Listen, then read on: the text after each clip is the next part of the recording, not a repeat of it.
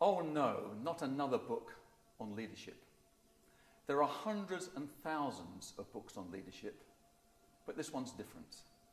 Rather than theorise on what it takes to be a successful leader, it seemed eminently more sensible to me to ask a group of leaders about what they actually do.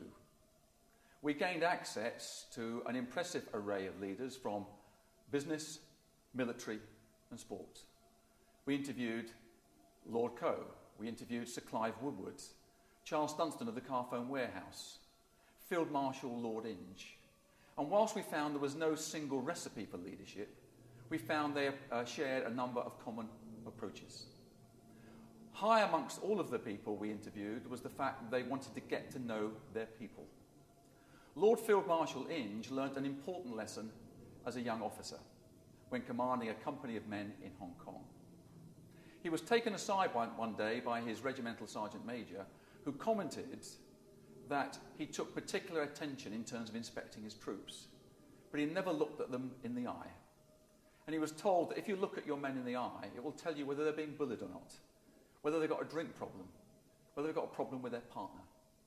And it's particularly important to look at your men in the eye when you take them into battle. Lord Field Marshal Inge said, "Why didn't you tell me from the outset?" And his sergeant major said, "You'd have forgotten. Now you will never, ever forget." When Sebastian Coe took over as chairman of the Olympic Bid Committee, he inherited a group of highly talented people. But what he found was they were working in silos. So his first priority was to get everybody together to find what united them all. And they determined that the key attribute was that they were looking to identify something that would inspire young people. And inspiring young people became the strapline of the bid, and it was ultimately what led to the bid's success.